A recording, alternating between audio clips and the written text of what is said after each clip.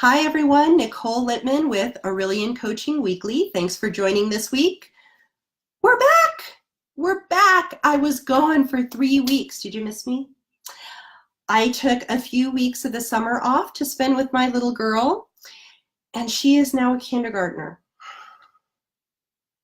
She's a kindergartner, guys. And wow, this week's theme is navigating change well. And is it ever the season for this, right? Kids are back to school. People are heading back to work after summer vacation. They're looking at their to-do lists, and now it's crunch time in the fall before, performance reviews at the end of the year. Like, everything is changing right now. And, there's something in the air because most of my clients right now, I'm helping them through repositioning, career pivots, not little pivots, but like big pivots, or even trying to do something, doing job crafting in the positions that they're already in. So I don't know what's going on. Maybe if you're an astrologer, maybe you can tell me what's going on, but it's crazy. It's all about change. So the topic is very timely. Now, if you go to the blog post this week at aureliancoaching.com, you will find some of the content that I'm going to be talking about today, but I'm going to take it a step further. Okay.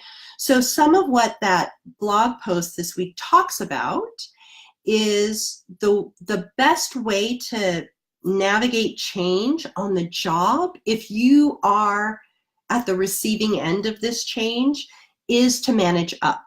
Now, I'm going to talk about that just a little bit, not a whole lot, because there's a whole other video on managing up. Okay, so you can refer to that. But just as a refresher, managing up means that you are aligning your activities and the outcomes of what you're doing with the priorities of your leadership or your supervisor or your manager or whatever it is, right?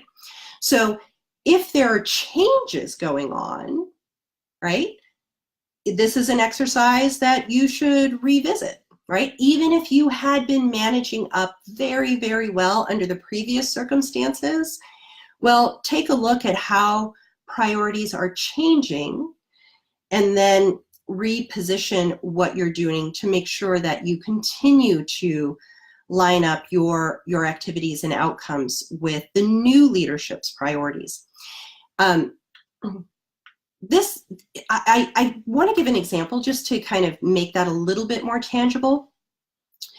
When I say outcomes, I mean outcomes. I don't mean process. And a lot of what people do when they try to manage up is they talk about process. Here's what I'm doing. If this is just a simple example, but if the priorities are shifting to quality, it's all about quality improvement, validation that you're meeting quality standards, all of that kind of stuff. If you are responsible, or your team is responsible for generating SOPs, updating SOP, you don't go to new leadership and say, these are the SOPs. I'd like to walk you through them, or let me know if you have any questions. Is it in your job duties that you're doing SOPs? Absolutely, okay? And you want to be forthcoming with the new leadership on everything you're doing. Here's the difference. If you are managing up well, you are saying something slightly different. You're saying, these are the SOPs that we have, and I want to walk you through the 3 specific ways that the SOPs that we've generated are ensuring quality. And I have a report that demonstrates, the rate of quality improvement, or, how we're meeting our quality metrics. Take it even a step further and say, and I have more ideas about how to further improve it that I want to run by you. Oh man, that is managing up well. Okay, so if you're interested in more examples or more information about that, go to the other videos on the Facebook page. These videos are also posted on my YouTube channel, so you can find that in other areas. But the deep dive that I want to do today about navigating change is specifically how to approach it in your head, in your mind, okay? What is the mindset that you need to have to manage change well? There's so much emotion around change, and it's usually negative. It's usually negative. My kindergartner is going through this, right? She's like, I don't want to go to school. I have no friends there at that school. It's breaking my heart. Okay. But luckily, we're grown adults. We're very mature career people. We are professionals. We can handle this much, much better. Okay, so here's how. Number one, I want you to try to understand and appreciate the rationale behind the change. So you might be at a negative effect of it, right? You might see things that you're familiar with, things that you feel are working really well, being upended, okay? So yeah, that doesn't feel good, right? But try to put that aside for a minute and see if you can understand why the changes are being made and see if it kind of makes sense, right? So that's the two parts of this. One is to understand, but it's not enough to understand. I'd like you to try to take a step to see if you can appreciate the rationale behind it and say, well, you know, my experience as a result of the change isn't terribly positive, but yeah, I can see why they wanted to go down this route. And it kind of makes sense from a business perspective or a team perspective or other things, okay? This needs to happen first before you can do all the other stuff, right?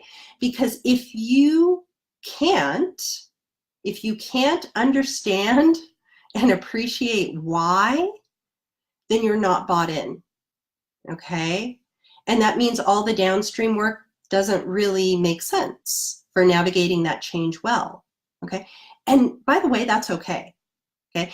If you understand the rationale, but you can't get behind it, okay? And you've tried, you've gone through the exercise and you don't agree with it, okay, that might be a signal to you that you should try to manage an exit, right? Because that's kind of the fork in the road, okay? But operating under the assumption that you understand and appreciate the rationale behind the change, the next step is to think about how you can benefit from it. Now be very careful here. I'm not talking about whether or not you benefit from it. This is not a yes/no question, okay? This is not considering the two extremes, okay?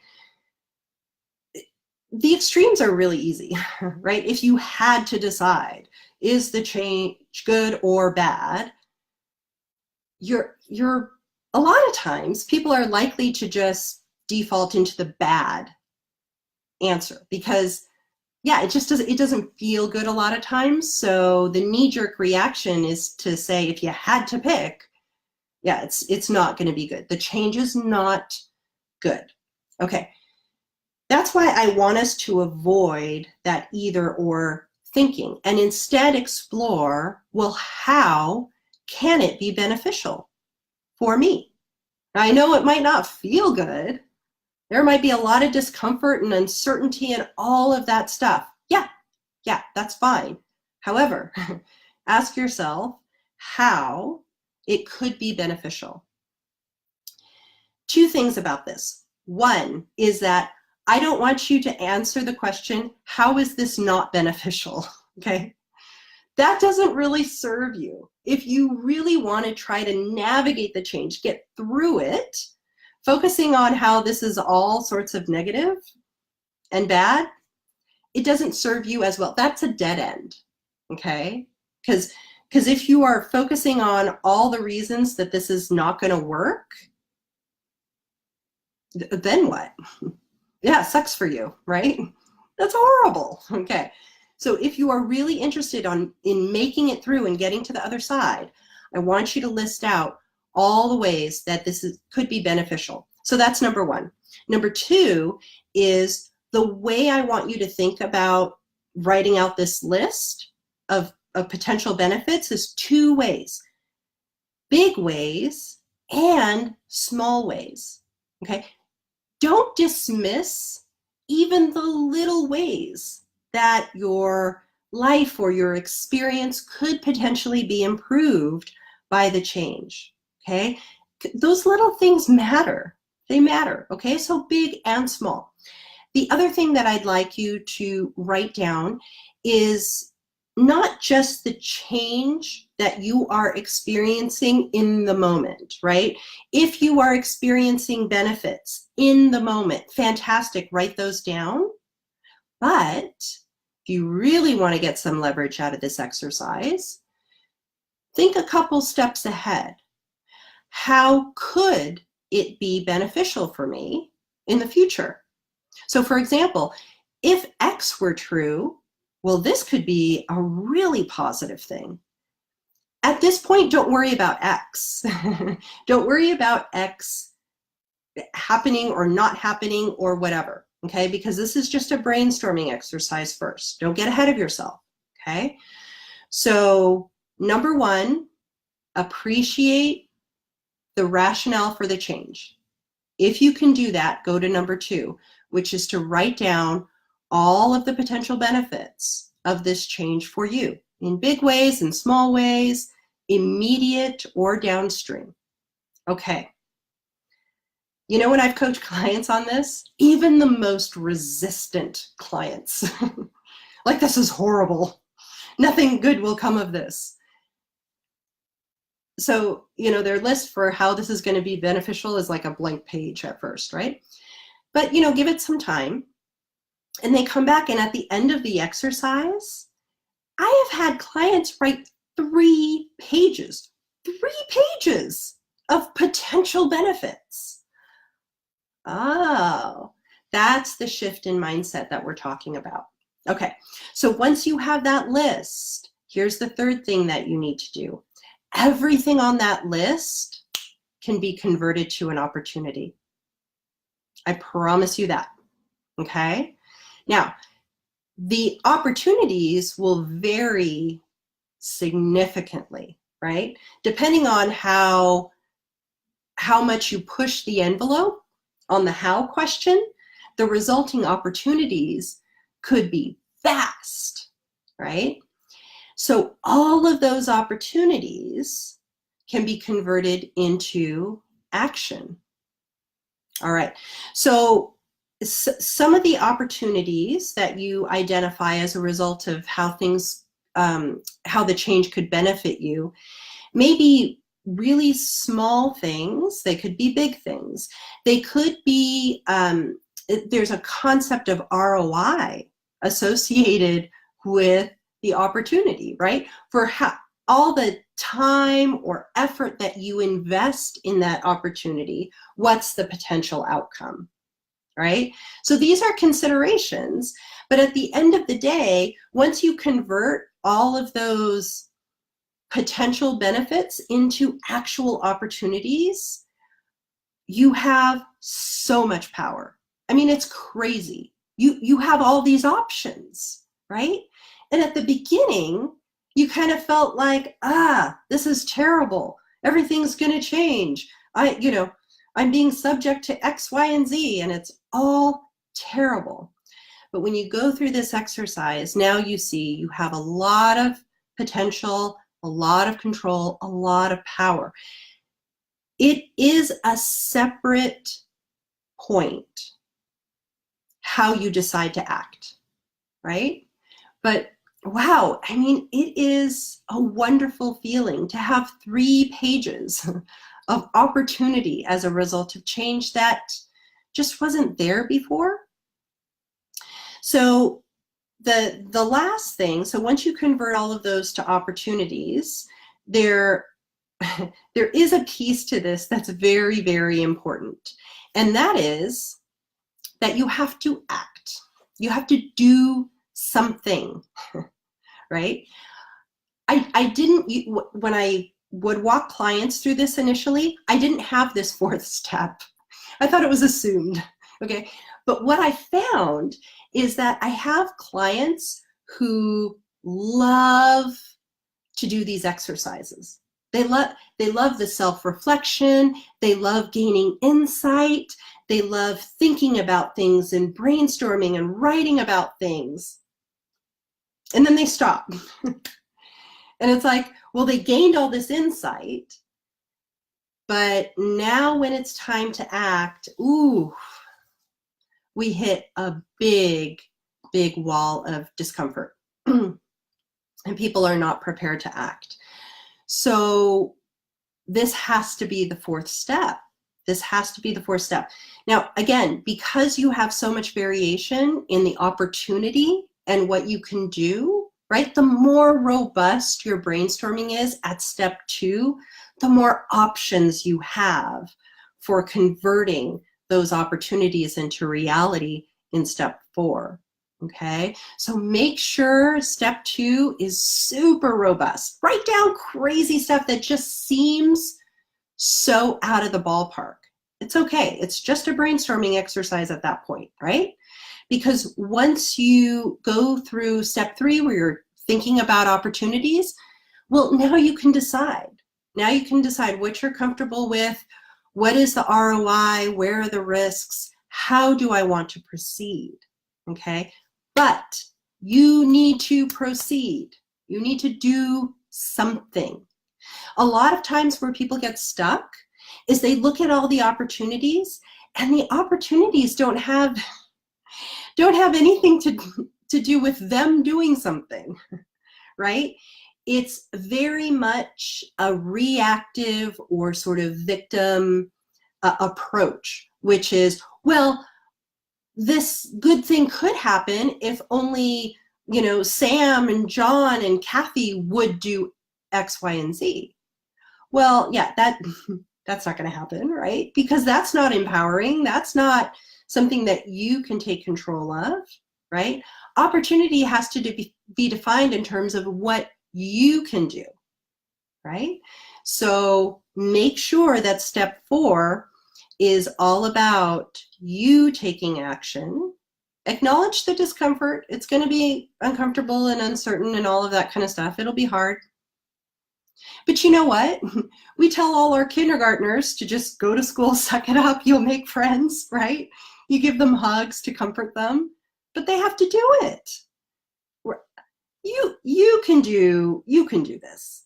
You can do this, right? If we're asking our kindergartners to do it, woo, all of us can do these hard things. Okay, so hopefully that was helpful. Navigating change. Manage up. Definitely always manage up. But number 1, understand and appreciate the rationale for the change. See if you can get there. Number 2, outline all the possible benefits to you. Okay? Large, small, immediate, long-term. Just out and out brainstorm. Number 3, convert all of those potential benefits into opportunities. What can you do to have that all be realized? And number 4, go do it. Go do it. Okay, so next week, so we're back, we're weekly now. Next week, I want to talk a little bit about strategy, but not the part of strategy that everybody else likes to talk about, which is how to come up with a strategy, how to put it together. The one thing that I want to talk about that is coming up with some of my clients is identifying blind spots. right? So you can have the most beautiful strategy in the world, and there are four ways that the most beautiful strategy in the world will fail. And those are the four things that I want to talk about next week. So tune in. If you are a part of Aurelian Skill Masters, tomorrow you will get an email with a tool that will help you through these navigating change exercises, okay? So it'll help you through the exercises, but you still got to act on your own. So go do it. And then if you're interested in joining and you haven't already, you can go to aureliancoaching.com. At the very top, you put in your name and email address and we'll slot you right in. Okay, so talk to you guys next week, same time, same place. Until then, have a great week. Thanks so much. Bye.